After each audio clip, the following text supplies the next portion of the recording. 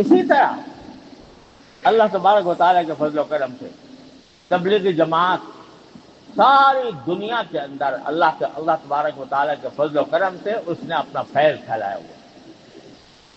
اور وہاں کا بھی عالم یہ ہے کہ میں ساری دنیا میں گھوما ہوں، ساری دنیا کی سیریں کی ہیں، لیکن عوام الناس میں جتنا فائدہ اللہ تعالیٰ نے تبلیغی جماعت کے ذریعے عوام الناس کو پہنچایا، کوئی دوسری جماعت اس کا عشر عشیر بھی پیدا نہیں کرتی، 10 کا بھی پیدا نہیں کرتی. اللہ تبارک و تعالیٰ نے اس میں برکت دی. لیکن کیسے ہوئی؟ کیا پہلے حضرت مولانا محمد الیاس صاحب رحمۃ اللہ علیہ نے کوئی تنظیم قائم کی تھی؟ کیا کوئی امیر بنایا تھا؟ کوئی شورا بنائی تھی؟ کوئی منصوبہ بنایا تھا؟ کوئی مرکز کی تعمیر کی تھی؟ کوئی پلاٹ خریدا تھا؟ اس اللہ کے بندے کے دل میں اللہ تعالیٰ نے آگ پیدا کر دی. وہ مولانا الیاس صاحب رحمۃ اللہ علیہ کے سینے کی آگ وہ دل میں پیدا کر دی کہ مجھے مسلمانوں کو دین کی طرف لانا ہے. اکیلا آدمی، اس وقت تو اکیلے ہی تھے نا، اکیلے ہی تھے، نہیں تھے. پہلے سے کوئی منصوبہ بنایا تھا؟ پہلے سے کوئی کمیٹی قائم کی تھی؟ پہلے سے کوئی رپورٹ بنائی تھی؟ پہلے سے کوئی بجٹ بنایا تھا؟ اکیلا انسان مولانا محمد الیاس رحمۃ اللہ علیہ، جس کے سینے میں آگ بھری ہوئی تھی، دین کی آگ، امت مسلمہ کے فلاح و بہبود کی آگ، اس نے کھڑا کر دیا میوات میں جا کے کام شروع کر دیا. کوئی جماعت بنائے بغیر چند لوگوں کو ساتھ لیا. وہی میں تو تنہائی چلا تھا جانب منزل، مگر لوگ کچھ ملتے گئے اور کارواں بنتا گیا. اللہ تبارک و تعالیٰ نے ٹھیک ہے، اصل مقصود تو دعوت تھا نا، اصل مقصود اپنی اصلاح تھی، اصل مقصود دین کی طرف جانا تھا، دین کی طرف بلانا تھا. اس مقصود کو لے کر کھڑے ہو گئے اس فکر میں کہ پہلے سے کوئی کمیٹی بنائے، پہلے سے مجلس بنائے، پہلے سے مشورہ بنائے، پہلے سے امیر متعین کرے. کچھ بھی نہیں، کام شروع کر دیا.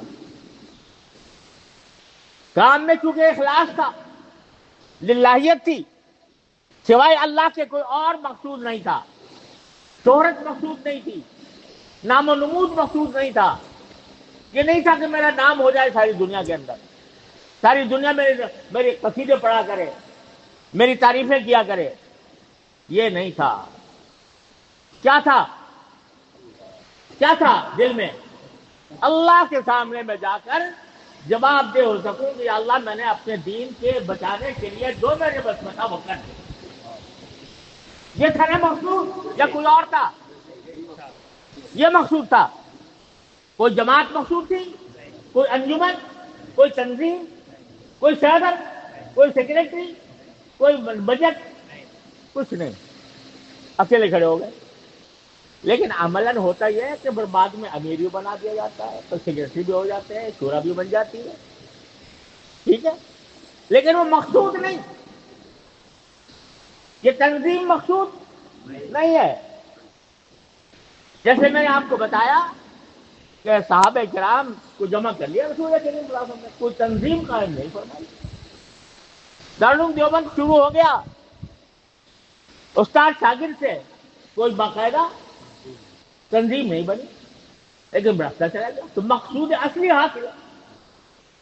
اب جب یہ بن گئی تو بسا اوقات ہوتا کیا ہے، جو خرابی جہاں سے پیدا ہوتی ہے وہ یہاں سے پیدا ہوتی ہے کہ تنظیم کو مقصد بنا لیا جاتا ہے. مقصد تھا کام، اللہ کا دین، اللہ کی رضا، اخلاص کے ساتھ، مقصد وہ تھا. بعد میں تنظیم مقصد بن گئی. جو میری تنظیم میں ہے وہ میرا ہے، جو میری تنظیم سے باہر ہے وہ میرا نہیں ہے. یہ فتنہ پیدا ہو گیا اور افسوس سے کہنا پڑتا ہے کہ اس فتنے نے مسلمان کو لڑا دیا، قتل و غارت گری تک نوبت پہنچ گئی، مار پیٹ تک نوبت آ گئی۔ بنگلہ دیش میں جو واقعہ پیش آیا، خون کے آنسو انسان روتا ہے اس کو۔ وہ جماعت حضرت مولانا محمد الیاس صاحب رحمۃ اللہ علیہ اگر آج حیات ہوتے تو خون کے آنسو روتے اس واقعے کے اوپر جو پیش آیا۔ انہوں نے تو کوئی نہ ان کو امارت کی خواہش تھی، نہ ان کو شورا کی خواہش تھی، نہ ان کو کسی اور تنظیم کی خواہش تھی، وہ تو کام لے کر آئے۔ اگر تنظیمیں بٹ گئی، تنظیم بٹ گئی، بٹنے دو، اگر بٹ گئی ہے، ہم نے کوشش کی شروع میں کہ یہ بٹوارا نہ ہو، لیکن افسوس ہے کہ نہیں ہو سکتا، ہو گیا تو اب بتاؤ تنظیم مقصود ہے یا کام مقصود ہے؟ ایک بات کہو مجھ سے، بتاؤ کام مقصود ہے؟ نعرہ تکبیر، نعرہ تکبیر، کام مقصود ہے یا کسی بھی خاص جماعت کے ساتھ منسلک ہونا مقصود ہے؟ کام مقصود ہے، کام مقصود۔ اگر کام مقصود ہے تو خدا کے لیے تفریق بٹاؤ۔ جو کوئی اللہ کا نام لے، جو کوئی اللہ کے دین کی طرف دعوت دے، اس کو خوش آمدید کہو، اس کو اپنا سمجھو، اس کے ساتھ محبت کا معاملہ کرو، اس کے ساتھ دشمنی مت رکھو۔ کیا اس بنا پر لڑو گے؟ حکم تو اقرا کا ہے نا بھائی، حکم کا ہے اقرا، کیا پڑھو؟ دین پڑھو۔ کوئی اگر فضائل اعمال پڑھتا ہے وہ پڑھے، کوئی منتخب احادیث پڑھتا ہے وہ پڑھے، وہ بھی اقرا یہ بھی اقرا۔ تو اگر تھوڑا سا طریقے میں فرق ہے اس کو گوارا کر لو، لیکن مسلمانوں کے درمیان تفریق وہ چیز ہے جس کو سرکار دو عالم صلی اللہ علیہ وسلم نے زندگی بھر کبھی گوارا نہیں۔ اگر کوئی شخص مجھ سے دین سیکھنا چاہتا ہے، مجھ سے، میں یہ چاہوں کہ یہ مجھ سے سیکھے، دوسرے سے کے بات نہ جائے۔ میں یہ چاہوں کہ مولانا عارف بھائی، ان کے پاس دو چار آدمی آتے ہیں دین سیکھنے کے لیے، میں کہتا ہوں یار دین کو یہاں سے تو میرے پاس آ، یہ بتاؤ اخلاص ہوگا یا ریاکاری ہوگی؟ اگر دین سیکھنے کے لیے ایک آدمی آ رہا ہے اور ایک جماعت کے ذریعے دین سیکھ رہا ہے تو اس سے کیوں دشمنی ہو آپ کو؟ اگر آپ کو ذریعہ ہوتا ہے تو وہ بھی آپ کا کام کر رہا ہے، وہ کر رہا ہے تو وہ بھی آپ کا کام کر رہا ہے۔ صحابہ کرام رضی اللہ تعالی عنہم اجمعین کے بارے میں حضرات تابعین فرماتے ہیں کہ بہت سے صحابہ کرام سے ہم جاتے تھے مسئلہ پوچھنے کے لیے، تو وہ کہتے تھے بھائی فلاں پاس وہ بڑا زیادہ بڑا عالم ہے، آپ اس سے پوچھیں۔ وہاں جاتے تھے تو وہ کہتے تھے فلاں بڑا عالم ہے، اس سے جا کے پوچھ لو۔ بعض اوقات گھوم پھر کے پھر پہلے آدمی کے پاس ہم آتے ہیں کہ جی وہ تو سب یہ کہہ رہے ہیں کہ آپ ہی بتائیں، تو پھر ان کو مسئلہ بتاتے تھے۔ وہ چاہتے تھے کہ یہ دین کے بتانے کی جو فضیلت ہے وہ میرے بھائی کو حاصل ہو جائے تو زیادہ بہتر ہے، اس کا ثواب اس کو مل جائے۔ اس کے آج دنیا بن گئی ہے کریڈٹ کی، کریڈٹ لینا ہے، تیرا کس کے آپ ہے، کس کے سر بندے، کس کا نام لیا جائے کہ اس نے بہت بڑا کارنامہ انجام دے دیا۔ میں قسم سے کہتا ہوں کہ اگر حضرت مولانا محمد الیاس صاحب رحمۃ اللہ علیہ کے حاشیے خیال میں یہ بات گزری ہوتی کہ میرا نام ہو جائے دنیا میں کہ اس نے دنیا میں دعوت دین کا بیڑا اٹھایا، تو ہرگز وہ دعوت میں شروع نہ کرتے۔ ان کے دل میں صرف اخلاص تھا، صرف وہ للہیت تھی، صرف یہ کام تھا کہ اللہ تبارک کے دین کو کوئی فائدہ پہنچ جائے۔ آج ہم اس فکر میں پڑ گئے کہ جو ہماری پسندیدہ تنظیم ہے اس میں آتا ہے وہ میرا ہے، دوسری تنظیم میں جاتا ہے وہ میرا نہیں ہے، وہ دشمن ہے میرا، وہ مخالف ہے، ضرورت پڑی تو لڑوں گا اس سے، ہاتھ پائی بھی کروں گا۔ لڑائی بھی کروں گا، اگر ضرورت پڑی قتل بھی کر دوں گا، اعوذ باللہ العلی العظیم۔ یہاں تک نوبت پہنچ جائے تو خوب سمجھ لو کہ شیطان نے اپنا راستہ بنا لیا۔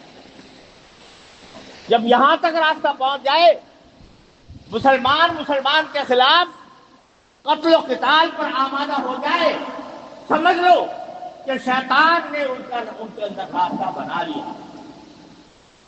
وہ صحابہ کرام تھے رضی اللہ تعالیٰ عنہ، جن کو نبی کریم صلی اللہ علیہ وسلم کی صحبت حاصل تھی کہ وہ آپس میں قتل و قتال کے باوجود صحابی رہے۔ کیوں؟ اس لیے کہ نیتیں دونوں کی خالص تھیں۔ لیکن ہمارے دور میں قتل و قتال مسلمان کے درمیان، ایک آدمی دوسرے پر پتھر اٹھائے، دوسرے پر تلوار اٹھائے، دوسرے پر گولی چلائے، دوسرے کو دھکا دے، دوسرے کو گرائے، یہ سوائے شیطان کے اور کسی کا کام نہیں ہو سکتا۔ تو میرے بھائیو عزیزو، آج مجھے یہ بات کرنے کا آپ کے سامنے موقع مل گیا۔ میرے علم میں کچھ بات لائی گئی کہ الحمدللہ اس اجتماع میں دونوں قسم کے حضرات موجود ہیں۔ الحمدللہ یہ سن کر مجھے بہت خوشی ہوئی کہ کوئی ایک ایسی جگہ ہوئی جہاں پر دونوں قسم کے حضرات جمع ہیں، اللہ کے لیے جمع ہیں، اللہ کے دین کے لیے جمع ہیں، اللہ تعالیٰ کے دین کی نصرت کے لیے جمع ہیں۔ انشاءاللہ اس پر برکتیں نازل ہوں گی، رحمتیں نازل ہوں گی، اور اپنے دلوں سے یہ کینہ نکالیے، اپنے دلوں سے یہ بغض ختم کیجئے، یہ ایک دوسرے کے خلاف بہادرائی کا سلسلہ بند کیجئے، اور سمجھیے کہ چلو ہم الگ ہو گئے ہیں، لیکن جو اصل مقصود ہے اس میں ہم متحد ہیں، وہ ہے اقرأ بسم ربک الذی خلق۔ لیکن بس خلاصہ یہ ہے، اقرأ کو مضبوطی سے پکڑ لو، اقرأ کو مضبوطی سے پکڑ لو، دین پڑھو، دین پڑھاؤ، دین پہنچاؤ، لوگوں کو دین کے قریب لاؤ۔ جو کوئی دوسرا دین کے قریب لا رہا ہے اس کا اپنا بھائی سمجھو، اس کا اپنا حریف نہ سمجھو، اس کا اپنا رقیب نہ سمجھو، اخوت کے ساتھ، محبت کے ساتھ، پیار کے ساتھ زندگی گزارو۔ یہ ساری برکت حضرت مولانا محمد الیاس صاحب قدس اللہ تعالیٰ سرہ، حضرت مولانا محمد یوسف خان صاحب رحمۃ اللہ تعالیٰ علیہ، حضرت مولانا انعام الحسن صاحب رحمۃ اللہ علیہم، ان سب کی انوار و برکات ہیں جو اب تک چل رہے ہیں۔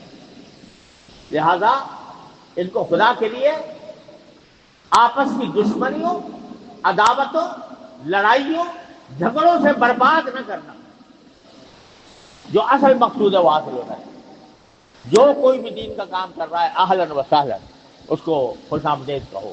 اللہ تبارک و تعالیٰ اپنے فضل و کرم سے ہم سب کو اس کی توفیق عطا فرمائے۔